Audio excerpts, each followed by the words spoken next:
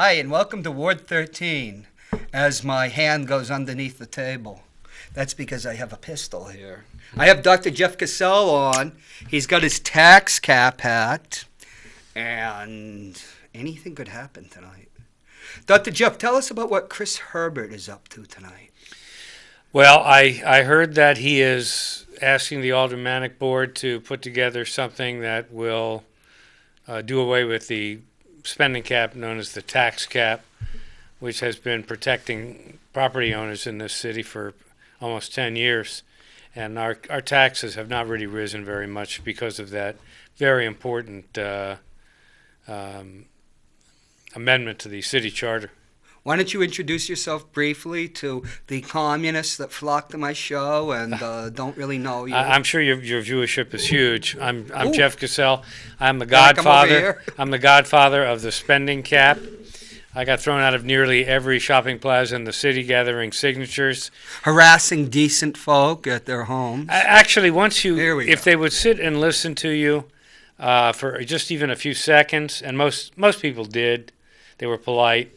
They signed the petition. I would say over 50% of the people signed, if they were city dwellers. Dr. Jeff, all the times I've given up politics, retail politics, but every time I went out knocking on doors, taxes is the number one issue, and then crime. People, all the bespoke, the tailored issues that paid consultants come up with and say, oh, this is going to drive the election. Taxes, crime. Well, taxes are an issue for somebody like me. I mean, there's no graduated real estate tax. No. You pay the full boat. I think if you're a certain age, you can decline to pay it, but at the time of your death or the sale of your home, they will extract the money. Right. It used to be you had an exemption, but then they started scaling that back. They even scaled back the one for veterans. Yeah. I'll never forget that night. Well, so, I mean, if you're a pensioner, like I am, a real estate tax is a significant piece of your budget. And that's true because we don't have broad-based taxes, so they rely so heavily on the real estate taxes, yeah. And some states that do have broad-based taxes, like New Jersey, the real estate taxes are even higher there. I don't know why that is.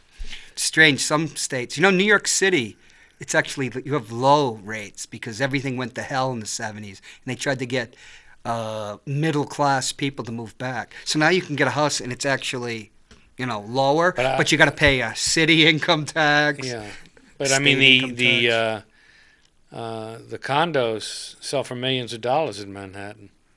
Yeah. So you gotta, maybe your tax is low, but you got to come up with the money to get into those condos. They just sold a apartment complex for $83 million or 85, and the record had been 52. And I bet those apartment or an apartment complex? Apartment complex of many units, and I bet those rents are going to go up. No, I heard that it was over $100 million in New York City. No, I'm talking about Manchester, New Hampshire. Oh, you're talking about Manchester. Yeah, because hell with New York. I lived there when I was young, and I lived there when I was young too, but I was in a housing project. I lived in an abandoned schoolhouse that had been condemned, a wooden schoolhouse. Cool. And Brooklyn? In my family, we had it was in I think it was in Manhattan, but high, towards Harlem. Oh, Washington Heights or higher? Yeah, something like that, but not quite that far. But it was just an abandoned school, but it was good for kids because there was a playground outside and a jungle gym. And the average kid doesn't really care, where they're sleeping. No, they can But it was one room, and it was one of those classrooms where they had the big tall windows, and you had to use a pole to open the window. Yeah. Remember when those? I was a kid at Varney School, we had that. They don't have that anymore. But I don't know why the ceilings were that tall in the classroom. What was the thinking about that? Why would they waste all that space? You would think, because of heating, you'd have smaller. You wouldn't have big rooms. Well, there was a time when heating costs were actually quite low. Yeah, oil was $3 a barrel or something. Yeah, it was for a long time. Right up to 73. Yeah. So anyway, the spending cap might be an issue. The tax cap might be an issue. But there's no way that spending cap is going to be overturned. No way. Well, They have one in Nashua, too. they have it in Franklin. Litchfield has one, my father's hometown. Well, it was funny. When we I was the head of the Concerned Taxpayers organization, and so we decided to. You have your hat on? Right. Well, I have this is my tax cap hat. Right. It's really a spending cap. They misnamed it. Easier to say tax cap. And it's catchier, and it helps merchandising. Yeah. Yeah. But I didn't sell all of my hats, but maybe I'll get a chance this time if I have to run for mayor to attack the people that are basically attacking the homeowners of the city. Are you going to run for mayor? Because I am too. You going to run for mayor? I'm running on the for West Manchester to secede. Mm-hmm. Oh, well, you might actually have a lot of people that'll get on board for that. Except that nobody in West Manchester cares. Ever since Joel hung up his hat, there's no passion over there. Well, there are prostitutes over there. I've heard that. I don't know any. Well, if you want prostitutes, I thought Lincoln or Lake. There are shootings over there. Oh well, I mean, I brought Los Angeles with me. Yeah, as cities go, Manchester is pretty quiet. But I was walking to City Hall to sign Jim O'Connell in, mm-hmm. and I'm walking down the middle, on the sidewalk, which would be east of Elm, and this homeless person just stood there. And I know he wasn't going to make way for me, and he's glowering at me. But, I stopped growing in the 7th grade, so you have to be, I'm a classic, I guess, obnoxious small guy. And, in the Army, you have to get through. I was not in many fights. The fights I had were usually drunk, and it would be your friend, throwing you around. But, so I glower at him back. And he says, "You're smiling." I said, "I'm a disabled veteran. There's not much to smile about." It's more like a grimace. Because, I got my cane, right, I'm trying to get there, my hip hurts. Your hip, your post-traumatic stress. No, just that. But, I've noticed this aggression because I was parking my car up near the boys' club, and all of a sudden the person, he's going to cut across the street right towards me. So, because, I used to have a nice wardrobe. I noticed that nothing in my shoulders are gone from the bursitis and everything. But you can put some, you can put some padding in there. But, so, they're looking at me. So here's a guy. He's going to cut across on a diagonal. So when he comes, and I'm in a car, standing next to it. So it's not like he's coming to a sidewalk. He's coming right towards a car. So I stand my ground and just look at him. You stood your ground. Yeah, because, you have to have, I was a sergeant, too. You have to have a stairwell. And you know how to handle a weapon, right? I don't have weapons. Well, what kind of veteran are you? Sane in that respect. But I thought it was practically. I own weapons, but they're pretty locked up. Mandatory to have a gun in New Hampshire. They're locked up, and I can't find the key. I think my sister took it. Yeah. Yeah. I've always had them in a box, but the aggression of a guy just standing there, because I lived in New York City when I was a kid, and you really had people coming at you. San Francisco, places like that. You're in the Mission. It's very aggressive in California. And L.A. and stuff, and Washington D.C. I watched a documentary about the homeless, and I watched. L.A. is. I watched a movie about it too. There was a movie I think I saw it on Netflix, and there were like tens of thousands of homeless people in L.A. L.A. The ACLU won them the right to be on the streets between 6 at night and 6 in the morning. Uh-huh. So Skid Row, the old Skid Row, is a vision of hell. Because I had to go down there. When you're a veteran, you have to go find another veteran. And, yeah, you can pitch a tent there. Now, when I was a kid, responsible for Manchester because they use Manchester as the ground where they're going to sue. It's like the ACLU helped then Alderman Joyce Craig draft the statute on panhandling. Then they turn around and sue on the fact that the police aren't enforcing it right. I don't remember exactly the terms of the lawsuit, but there was a city ordinance where you couldn't pass any money or anything else through Right, I the think window. that was part of Joyce's. Yeah, and Somebody else was with her too. It wasn't just her. they It could've been actually they Pat, didn't take Mom. it to trial. They settled the lawsuit. Well, under Gatsis, they settled all sorts of lawsuits for tens of millions of dollars. This was And you settled ca- for, I think, under 200,000. Right, because that was really a thing that would cost 200,000. Yeah. Well, that's a different show, Jeff. Yeah, but the homeless problem in Manchester is very much tied to the substance abuse problem. The substance abuse industry, which is a business. One of the first financed by the city of Manchester substance abuse places. It was called by a very prominent Manchesterite, his son, his first real estate development project. It's a business. I saw it in New York. My father was up in Albany in the 70s. Remember the Rocky's Folly up in Albany? No, I don't.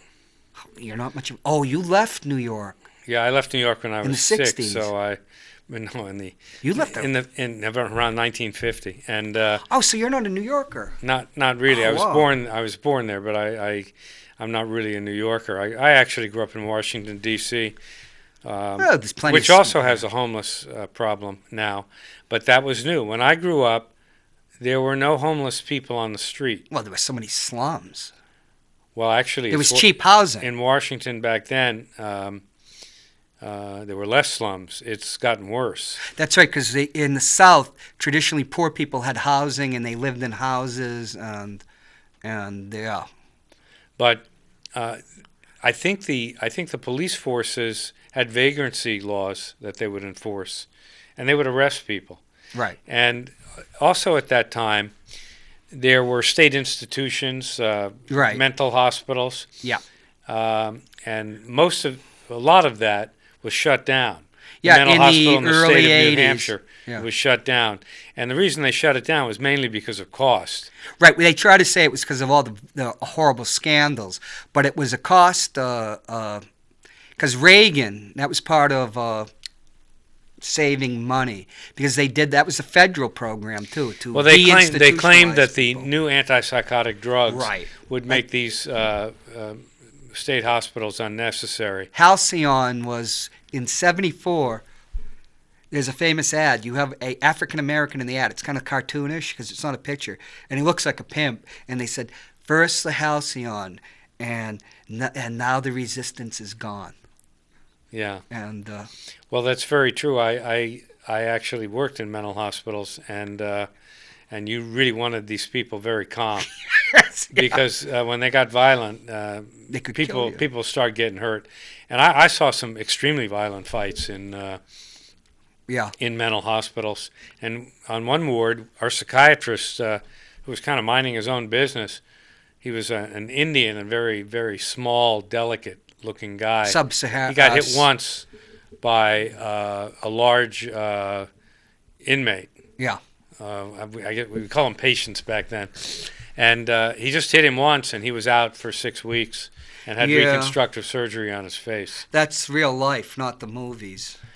Yeah, he wasn't too keen on coming back after that, but he did come back. In the old days, cops were supposed to be big for a reason. Well, it's kind of like being in a prison. It gets pretty physical there. Right. And of course, people are caged up, and they're pretty frustrated. So there's a lot of violence in prisons, and sometimes it's directed at the people that are running the prisons. But getting back, they deinstitutionalize people on the premise that it would be cheaper and more effective to treat them an outpatient with drugs, with the new generation of drugs. There is something to it. Yeah. But a lot of these people on the street in Manchester and in other places, if they had a regular place that they were living, they would probably prefer to be there. It's pretty cold outside. That's not a place for somebody to be 8 hours. I asked somebody begging for money and annoying people on the downtown area, and I don't think it should be permitted. But I don't understand why there can't be some remedy legally to take these people and put them somewhere else because one of the aldermen is actually a business owner downtown. Yeah, Tim Baines. And But they don't want to spend the money. And once again, we get to the tax cap because Chief Capano said if you want to control the homeless population, it would cost $800,000 to put more patrolmen on the street at night. And believe me, I lived in New York City in the early 80s, and the vast difference then, and like in the late 90s, they put more cops on, not only cops. What good will a cop do if they can't arrest the homeless person? Not only cops, but they also created these business districts, and they allowed them to hire a type of security guard. They passed the laws in the state and the city that gave them the power up to arrest, but not an arrest. They could detain somebody. So that detention in what sense? They can detain you while the police are on the way. Now, that had an effect like a multiplier that made the New York's finest that much more effective. When I was there in the early 80s, the police force, there just weren't enough to control. Everything was out of control, man. I'll tell you, it's anecdotal, but it's true. Somewhere I probably got the newspapers. When I was in New York in the early 80s, after January 1st, you go to Times Square, you could never get anywhere near. There's always a watch. Who's going to be the first cop killed? And I remember those yellow press. We were talking about the yellow press in another country. The yellow press was, we've gone a week without a cop getting shot. Then 2 weeks, then 3 weeks. And on the third week, towards the end, 3 cops got killed on the same day. This is in New York City? Yeah, because cops were singular then, instead of the pair, to save money, and they were in these some of them were in the Cushman cars rather than in a patrol car.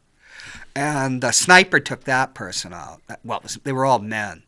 And I'll never forget the headline. I used to save stuff because I was a writer. And that was New York. It was so violent. I left New York around the time Bernie Goetz shot the kids on the subway. Because I remember going on a subway. You could be terrified on the wrong train. You couldn't go to Times Square after night, at night. Well, didn't they catch him up here in New Hampshire? Right, he surrendered in New Hampshire, but yeah. You should shut that off for a TV show. Yes, it's a state rep harassing me. No, that is a disabled American veterans hat.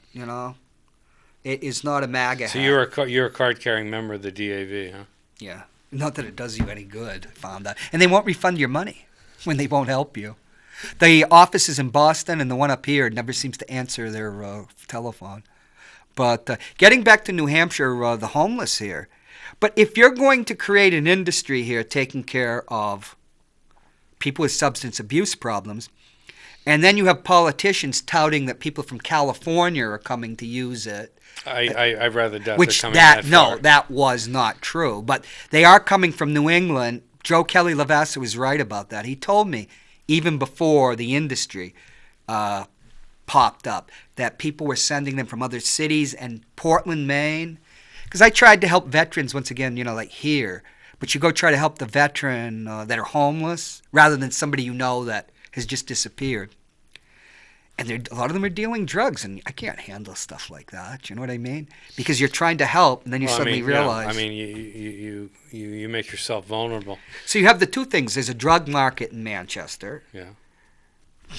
That might have been the original thing, bringing a lot of people here. Well, when I moved to New Hampshire back in 1977, we didn't really have a heroin problem here that I was aware of. Well, Manchester was the marijuana capital of northern New England. Marijuana was widely used everywhere. Right, but as a former mayor that you supported said, it was a gateway drug to heroin. Yeah, whatever. I've yet to start shooting up. But I do have some experience. I was in Chicago running a heroin addict treatment program. Chicago. And I, at the time, was working for a government agency, and they were running rehab programs. And they're very expensive, and they're extremely ineffective. Yeah. And I'll just add here, the more effective programs, because Bill Barry is the head of the committee that handles it, and we would go to these things, are cognitive-based therapy programs, but they're dealing with middle class to like lower upper middle class people that are actually have jobs, and they only, if you put them like in jail just on the weekend and do stuff like that, they're very good candidates for overcoming the problem. But then you're talking about a socioeconomic strata that has certain advantages, and the CBT works very well with that, because the drug court, Nashua had the drug court. Well, these are people that have some support around them. Right. They have jobs, they have family, they have friends, and they will respond. And they have some history of success in life. They respond to the deadlines, because it's very set on deadlines, like CBT is, and the penalties. And so it was very effective, but it's not dealing with a lot of people. Well, it's not effective. The reality is the people that are really a problem are the people that are on the street. Right. And they're really not contributing in any way. These are not tax-paying Americans who somehow were lured into the use of narcotics because a generous doctor was giving them pills. Yeah, I think that's a bunch of hooey too. Like the Cato Institute has attacked that. But let's not. That's a different subject. We're talking about like economics of. Well, let's talk. Right let's now. talk about the economics. I mean, you call it an industry. I believe it is an industry. I saw similar things in New York and New York City that it's very, very remunerative. I remember in New York, because you used to have the great newspapers and the great newspaper columnists, the Jimmy Breslins and Pete Hamill, and you had the Village Voice, and they'd go after the machine politicians, who were created a welfare industry that gives their children and their allies a good opportunity to make money. And I always remember one thing. One of the politicians, hack contributors, had the franchise to provide mattresses for the people for poor people in public housing. He would buy a $10 tick mattress made in the Dominican Republic and sell it to the city of New York for $100. It was, and even that means $10 with the transportation too, making a $90 profit. Mm-hmm. And then you get we need new mattresses now and stuff like that, which they probably do. I don't know what the size of the drug rehab industry is, but I will tell you this, and I've been around all the different phases of drug rehab, including methadone. When you start opening methadone programs in a city, which we have here, what happens is you attract addicts from all over. Exactly. Because there's always a part of them that actually would like to get off, because it's irritating to be addicted to drugs because you're almost in a constant state of withdrawal. Really? Well, I mean, you don't always have money to get drugs when you're coming down, and you have that drug hunger, and that accelerates. So is it really like? Did you ever see the movie The Panic in Eagle Park? Yeah, with Al Pacino. So it was really like that for a junkie. It's like that for some of them. I ran the detox program in Chicago, and we would take them off in 3 or 4 days with pretty large doses of Valium. And Valium, huh? So it would make the crash a little bit easier, but I didn't want to make it too easy. Because when I was in San Francisco, the Bay Area, and the Silicon Valley, in L.A., upper middle class people skin popped heroin and stuff, and I don't know they got addicted, but it was dangerous. But there are actually a lot of weekend users of heroin, right? And and that maybe they say one shot of heroin is going to drive you into a junkie, but no, but it was dangerous. It's actually it's not true. And they had dealers that were kind of high end dealers. Like if you're in L.A., there are people that can supply you with. I had patients products that were making $1 million a year selling dope. People sell methadone, don't they? But let me tell you what my experience was. Now this was a long-term residential facility, and so some of these people were there 6 or 9 months, and we detoxed them before they came into the program, and the program was basically I ran it like basic training, and was it the VA? Yes, and it was very regimented. Oh, the Chicago VA, I know that. Well, there's a number of VAs in Chicago, but and they all had these rehab programs, and they were all pretty ineffective. And I would hire people that graduated from the program. But what I figured out was after a year or two, they were back to using drugs again. And I finally quit that job and went to work for the Bureau of Prisons, which is also a federal agency in the Justice Department, because I decided these people actually needed to be locked up, not in the hospital. Because they're not only a danger to other people, they're not only robbing your house and engaging in stick-ups, they're a danger to themselves. But it's very expensive to put them in jail. And that's one of the reasons that methadone became a popular remedy. But it is a drug, is it not? That it doesn't get you high, but it keeps you addicted, doesn't it? Well, that's the problem with methadone. Unlike heroin, you get high doses of pharmaceutical narcotics, and you really get addicted to methadone. Oh, so it's a controlled substance, so you're not dealing with street with it. They give it to people as a painkiller sometimes. It's effective painkiller. It's in a way it's like heroin, but it's orally administered, so you don't get the flash like you do when you're shooting drugs. And do you have to do it right in front of somebody? I think it depends on the program. Sometimes they give you a supply every 3 days. Okay, because that's what we had when we talk about the VA. Sometimes there was a problem kind of with that. They used to have script in New York in the 70s and 80s, and people would. This is a problem that there were no good solutions to it. Yeah. But you might regard this a little bit heartless. Too heartless, but it's also a problem that self-corrects in the sense that heroin addicts are going to overdose sooner or later. That's true, and they're going to be dead. So we have. That's true because.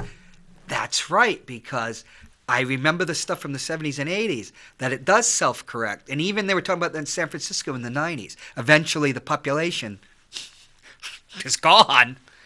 A lot of patients that I saw, and this is back in the 70s, within 3 or 4 years, they were dead. One question, and then I'll let you talk more. William S. Burroughs, who, a very significant novelist and a heroin addict his entire life, even to his 80s, even though he'd think he'd quit, but they always said people would give him heroin and he'd go back on it. What? His most famous novel is Naked Lunch. He was one of the Beats with Jack Kerouac. I see.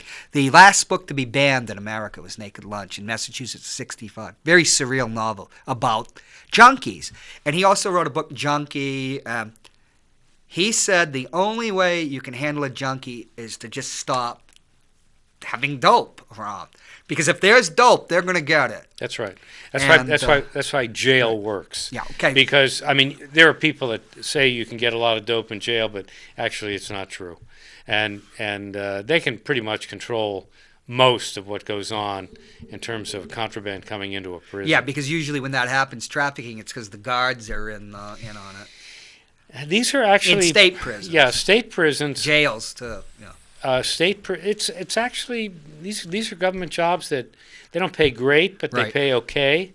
Big benefit package. It's a more obnoxious job at the state and county levels. California, they got paid an average of $155,000. So, but where is that? State of California. Who got paid that? Prison guards. Prison guards are making $150,000. That was back in the year 2000. They had the most powerful union. That's how we got rid of our. How can they afford to keep people in jail? Geez, it's California, taxes out of the I'm going to have to fact check that. That sounds like a pretty high salary. You don't remember about our recall, the election? That was related to the union. Well, that's another story. It's another story, but California is. You get paid a lot. But it's the cost of these big institutions like mental hospitals and prisons that caused them to shut down. Although the prisons, they never did shut those down. It's very hard to get a prison location approval. Yeah. It's always fought by the people. You try to take one out of a neighborhood, though. There's a lot of jobs, a lot of economic activity. Is a nice neighborhood, and there's Sing Sing. You're in this really nice neighborhood, and there's the prison. Yeah, I don't think. And it'll never go either. It's like part of the community. Yeah, and it's like a nuclear. They did shut down Alcatraz. That's because it was untenable. Have you ever been there? I've seen it. Environmentally, you can't sustain it because it's out. It's in the middle of the bay. Right, and it's just the decay. Yeah. Yeah. And a couple of the prisoners did get away. So. Well, a lot of times, I mean, there's now a movement afoot to decriminalize a lot of things, and Oh, they decriminalize talk about everything. prison reform and how unfair it is to certain minorities that are imprisoned at a higher rate than white people. But I suspect that's also an attempt to control budgets because Right. it's very expensive to run a prison. I was shocked when you told me that people were. But that was California because of their political influence that they managed Well, the to get salaries these do tend to be tremendous salaries. They tend to be high in California. That could have been the higher But the cost end of the. the cost of living in California is quite high in a lot of Well, places. you've got police sergeant, detective sergeant here in Manchester that was making $140,000, wasn't he? And retired with like Well, $140,000. because they toward the end of their career, if they're It's with a if four-star they're good general. friends with the people that do the scheduling and the overtime, they get a bump. When it comes to overtime. And in the last 3 or 5 years of their tenure, they used to count that. I don't know if they still do. They used to count the overtime. That was factored into their retirement pension. Now generals are allowed to go 40 years, and some officers, so you can get 100% pension. But the top pension was always, it stopped at 30 years at 75%. So some of the people that were retiring here in New Hampshire were getting more pensions than a four-star general under when I was around. Then I found out. This is because of the cost of living increases. No, just because of the power of the union to get these big pensions, man. I never thought that a career in public service could be so remunerative. It depends on the state, but But right this now, is New Hampshire, yeah. man. Well, We have we have almost 50 firemen that are making 100,000 or more. Chief Mara retired at 132. Then the And then chief, he got a state job, right? right, and now he's the drug czar. He's a great guy. Then the fire chief from here retired, and he went up to like 137. And then some detective from Nashua beat them all. It was like in a couple of months. The union leader was actually writing about it then. Gets 140 grand. 140 grand for the rest of your life, There was a sergeant a couple of years ago down in Boston that earned in 1 year over 400,000. But Massachusetts is beyond belief. So and then they destroy all the records, like the state police. Well, all the in this records case, of they overtime and everything. They get couldn't destroyed. figure out how there were enough hours in the year for this guy to make $406,000. Incidentally, in the city of Manchester, when I asked the questions on the right to know, I never get any information. And one of them is there a document retention committee? Because like in Massachusetts, where stuff like records and stuff about overtime, everything's calculated. But you can never get an answer out of anybody because you're going to have to go to court to get it. Now, what are you seeking? I'm seeking all sorts of information. I've been stymied since If you want the October. employment information, that's public, and it doesn't cost much to get. Yeah, but there's well, we'll talk about that afterwards because maybe I'm just going about it the wrong way. But back to the tax cap. I think now here's what's going on in Litchfield. Litchfield wants to apply the tax cap to their school board because it's not bound by it for some reason. They have a separate taxing authority. Right. Now, the big thing that's going on in Manchester right now, and this is just looking at the stuff without going in too deep and, analyzing it, and thinking a little about it. And I could talk to Jim O'Connell knows all sorts of stuff, and I should talk to him because I'm never going to get any information out of them either. It seems to be we're heading towards privatizing the school system. We're semi-privatizing And it. how would that work? Well, the businesses are going to take it over. What businesses? Well, let's just put it that way. Let me make my argument. Okay. And then, Pat Long, who's been on my show, I like Pat, and they got a bill up in Concord that is going to allow school districts authority to raise money separate from like the Board of Aldermen or the town meeting or the board of whatever. So essentially, school boards are going to be independent and they're going to be able to tax you. There is an effort to... If that gets through. Yeah. And then they can bust the tax cap all they want. Now, You see, you're putting a little bit from here, a little bit from there, because politicians are always doing stuff and saying they have a position. We actually have as many positions that would make a Janus, the two-faced god, spin, his head spin. I mean, all politicians have so many different positions, and what they say and the reality in that. Now, the business community of Manchester wants to do this Manchester Proud thing. Now, when I initially hear it, and if I look into it cynically, it seems a way to semi-privatize the schools. How is that? Oh, come on. You don't know? I haven't followed it. In a city down in southern New Hampshire, an energy contract was worth $550,000. And it was a town. Imagine what the energy contracts here in Manchester are probably tens of millions of dollars. Energy management, new field that's been developed, and those are contracts that you can put them into play. There's all sorts of things you can put into play when you semi-privatize. Well, considering I'm saying semi-privatized. You loot a system like in Chicago.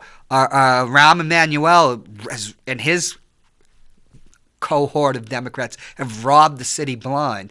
Whether it's a highway that was privatized, a super highway built by the government. Well, they have a lot of toll roads in Chicago. Yeah, the toll roads, which that came from legislation and getting federal waivers, and parking meters and all that. And everything they say about the projection of revenues, of course, it doesn't add up. Chicago and Illinois are really terribly run cities and states. And, right, it's a den of thieves. And they're the salaries are quite high in Illinois. Yeah. And the state is pretty close to bankrupt. Oh, the pensions. The pensions are bankrupting. There was an effort to tax private pensions to pay the public pensions. Right. I don't know if that went anywhere, but why are they separate from somebody like me? When I had a job, we went from a defined benefit, which meant you do so many years and you're going to get so many dollars a month for the rest of your life, and maybe a COLA if it's in. Right. Then we went to defined contribution, which it's all up to you and the what happens with the market and everything. Mm-hmm. But and now the military, unless you're grandfathered in, the only good reason to join the military was to get a pension. Right. Now they're on that system, but so you don't get a pension in the military? No, my brother and people like my niece, and they're still in. They're under the old system. If you've come in recently, you're going to be on a defined contribution. So it's like a 401k type thing? Right, it's a 401k. Well, why you most of the public jobs, the government jobs, city, state, county, and federal, are the old-fashioned plan. I think the federal defined now benefit. is Social Security. I think federal now is Social Are they? Security. But they used to have a pension plan, and it was pretty generous. And they have, for example, in the fire department in Manchester, it's 6 weeks of paid vacation. Oh, we could talk. You're even underestimating it, to be frank. That's what the contract says. That's at the highest level. When they had the last strike in '78, they were underpaid, but they haven't been for a while. They were going to get back a fast day, which they had to give up fast day for Martin Luther King Day. I don't really understand why they have any power in the city, and their union. And you don't see the union gives political contributions. Well, not much. It's a very I'd say it was a Joyce didn't get much. It's the most powerful. She got $1,000 from him. Well, she had angered them. After she got elected, she angered them. She probably had angered them before. I don't really know. They're supposedly, they used to be able to bring muscle out, not, like you communist-hating reactionaries say that they're out there like, flexing physical muscle. But, people that would man. Well, they are out there. They'd man, because it is really manning. There's very few women, if there are any, outside of EMTs. I don't think there are no women in the Manchester and there Fire are no Department? people of color. That's according to Joe Lavassa. Uh-huh. And I think that's true, Uh-huh. which is kind of hard to believe, but that's another show. But Well, it's a they were active and it's a Dan O'Neill run department. well, I don't know about I that. mean, Dan O'Neill has a lot to say about who gets hired in that department. Now, and I don't know how that happened. But the people would be at the polls. You know, they'd be out there holding the signs and Well, everything. I saw it. But in 2016, they went with Trump, the rank and file. About 15 years ago, Steve Valancourt was an alderman, and he was running for re-election, and Betsy DeVries, who from was 8. a former fireman. And She was the first woman firefighter, but she was out in a pension she injured herself. Yeah. And so during that election, it was just me and Steve holding a sign for Valancourt for re-election, and there were like 40 or 50 firemen. And they wouldn't be just from Manchester. You'd bring up fellows from Massachusetts sometimes.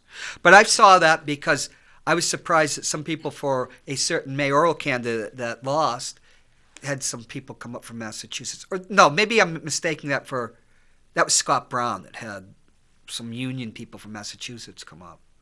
I noticed, speaking of... Well, it wasn't Ted. Speaking of politicians in Massachusetts, I noticed that William Weld is running for president. Who gives a damn? No, talk about an It was kind of interesting because, I mean, as you follow this whole soap opera in Washington that's going on, not worth talking about. As you follow a senator like Lindsey Graham, who went from describing Trump as a despicable insect when he was running for president himself, and then now he's slavishly adoring of Donald Trump and speaks of him in only honorific terms. And you know what happens when if he wins re-election and becomes a lame duck? The same thing that happened to FDR in 1937. John Nance Garner, the former Speaker of the House that Joe Kennedy put as the Veep in the deal they made in 32 at the convention, starts attacking him because he thinks he's a lame duck, and they'll start hamstringing him. That's politics. He's got the power right now. Well, Mitch McConnell stabbed Trump in the back over the wall. The bill that went through has the kicker: property rights. Nobody on that wall, on any area in the border that the wall would go through, they all have the right now to reject building that wall. That's in the new bill? Oh, yeah. You read the conservative... I haven't heard that. I thought that... Well, I read more than just the press that, you have to read deep into stuff. Mm-hmm. I hadn't heard that about it. But I know it would be a problem. The eminent domain process is slow. Right. And the Republicans, beginning with the Libertarians, like here in New Hampshire and other places, made that a very big issue after that Supreme Court case down in... Did you like Weld as a candidate when he was governor? I wasn't in Massachusetts then. But he did run against John Silber, who was the first person that ever went after me. I always cause trouble, wherever I go. Anyway, Weld described Republicans in the House and in the Senate as suffering from a weird kind of Stockholm syndrome. It's, here's the stuff you say for a camera. But I think it's kind of clever. But the reality is... They don't like Trump. But yeah, and the reality is what you say in front of a camera is quite different than what happens when you see the sausage being made. He's pretty erudite. Weld is pretty smart. And as John Silber said, he's a red-haired wasp. Whatever. Well, that worked. What does that mean? What is Silber? Nobody liked wasp. Nobody liked Silber. Yeah, but Billy Bulger... He never became the candidate, did he? Yeah, Billy Bulger got him the nomination. He would have won if he hadn't insulted, what was it, who was Channel 5, Natalie Jacobson. He insulted her, and that lost him the election. Who cares about Bill Weld? He was pretty insulting, right? Could do a whole Wasn't he chancellor of Boston University? Well, he was president first, and he used to get paid $6 million a year, and then he became chancellor where he got paid $6 million a year.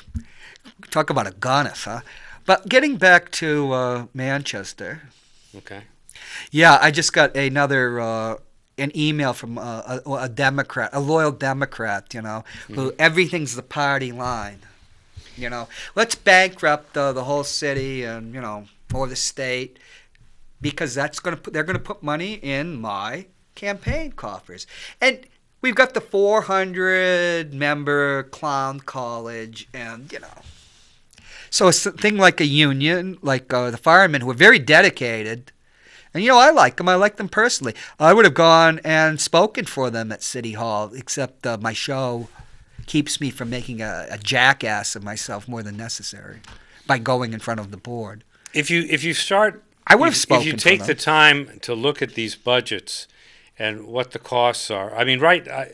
I'm not really too ideological. I just watch the numbers, the money, and as you start tracking the projections of what things are going to cost, it becomes quite alarming, and it's untenable. And then they'll tell little white lies or fibs about, the money doesn't come from Manchester. Yeah, because the state, it's like the technicality. It's a state pension fund, but it is Manchester. I don't know how that works, but obviously there's public money in these pensions, and it's only, and this is true for nearly every state, which gets invested. It's only 50% funded. Right. So there's a 50% shortfall. Some states are worse than others. Illinois is particularly bad. Well, Illinois is monstrously I don't know what happened there, and they just can't straighten it out. But then you have... it only takes a few people. The Bolsheviks knew that. Lenin knew that. It only takes a few people very active to control a society. It's like the Free Staters came into New Hampshire, and within less than a decade, along with the Tea Party movement, they're exercising power. Not much. They are now. When they had under the last, it's only about 20 of them, and I don't think there's under the last. I don't think there's even one senator that's a libertarian. Under the last regime up there, people like Al Baldessaro were assistant speakers and stuff. Come on, Al is, he's a real character. I'll give him that. The whole country was libertarian for a long time.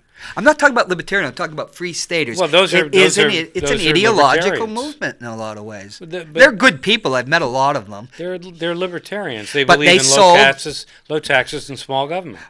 And big business, which they deny is a type of state. But when I talk to the still hardcore free staters, they're aghast that so many of them sold out to the Republican Party, which is just not a bordello, just like the Democratic Party. I don't know. I don't watch the state government too much because it seems fairly stable. It only takes about 20 people. That legislature up there, only 20 to 25 people on each side have any power of influence. The rest are just like a geese, if we want to call them even that. I mean, they should have had the Constitutional Convention a long time ago and cut it down to 150 people. But you're never going to have that because of all this, I call it patriotic gore, those myths that people use. What would be the advantage in having a smaller house? It'd be more They don't pay them anything anyway, so. No, you would pay them. You pay them more. You think you get better people? Yes. Oh, definitely, yeah. It's ridiculous up there, but that's a whole show in itself that we can do that.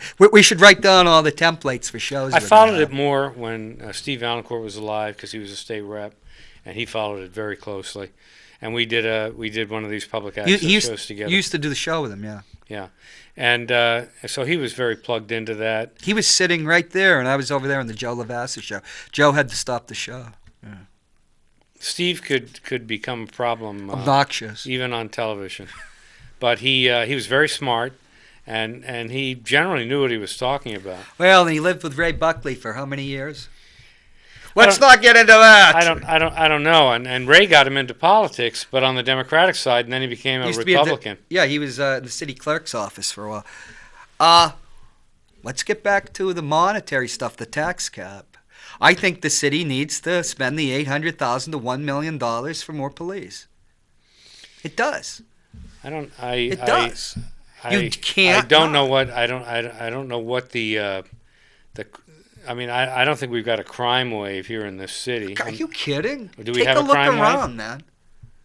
Take a look around. In your neighborhood, do you notice a lot of crime? Last year, somebody shot 2 cops in my neighborhood. A year or 2 before, they shot somebody over near Rock Rimmon. 15 shots from a chunky 9. But for the vest and the fact it was a 9mm, if he'd shot him with a .22, it probably would have gone through the vest. That's one of the ironies. I mean, it's crazy to come back to Manchester and see all this stuff going on.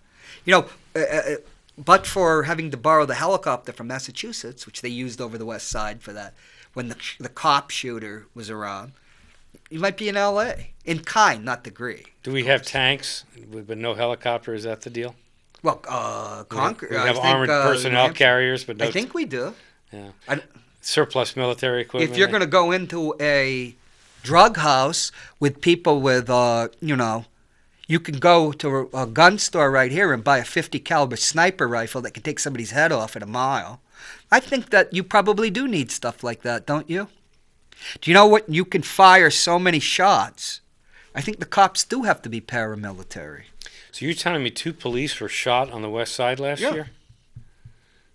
I don't know where you were because Tammy Simmons, the head of the GOP, was saying that they shouldn't. They should have been able to broadcast and know everything about it. So you can. Well, I'm not saying that she said this, but she was for openness because Chief Willard, the police band went to crypto, which I think is sane because, professional thieves use those bands. Right. It wasn't available at the beginning, but now it is. And according to Dave Ridley of the Ridley Report, a libertarian, on the West Side, the Free Staters have created their own network now. And what are they doing with that network? Who knows? They're probably fantasizing about stuff. We only got about 3 minutes. This went by fast. Do you think Alejandro Ocasio-Cortez? Oh, I love AOC. You like her? Yes, and if you need a husband, honey, I'm available. Yeah. She's making a nice salary now. All right. Well, we only got 3 minutes, and I'm going to address about my audience. I'm going to change the show to the Manchester Merry-Go-Round. And even though I have to be here, I'm going to have some hosts. Maybe you'd like to host a show, but I don't know about you. You might get me suspended. I might actually, if it's true that the tax cap is going to be on the ballot. Sure, you can come on. I might actually have to anybody that pull would vote, the plug and have my own show so I can educate a few people about what this will do to their taxes. Do one about the tax cap in baseball, and I can come on and visit you. Tax cap in baseball? Well, we do pay for the spending cap field. in baseball. Yeah. But what is that with what is that with Trinity? Why are we building them a why is a why are we religious institution getting $4.2 million of your money? You'll have to build them a ball field, right? We will have to ask Jim O'Connell that. And we'll have Jim O'Connell and you on. Next week, Nikki Casey, who is my first co-host, is going to be on. And we were with Tulsi Gabbard this weekend. But, hey, thanks for dropping in. Thank you, Dr. Jeff. And I think I'm going to run for mayor, too. We need our own city on the west side, Amiskey. Then we can get 8 and 9 to come over, Of course, it's all the right-wing cranks, but what can you do? What can you do, Dr. Jeff? You gave us the tax cap. Well, you come back and tell us. We got it on the ballot. There were a few other. Okay. Tammy Simmons worked on it, too. I'm friendly with Tammy. She's a good gal, and she sticks to her guns, unlike a lot of people. And she defended gay marriage, so that's good. Hey, see you next week. Nikki will be here talking about probably communism, socialism, and a 70% income tax. I need a raise. Bye.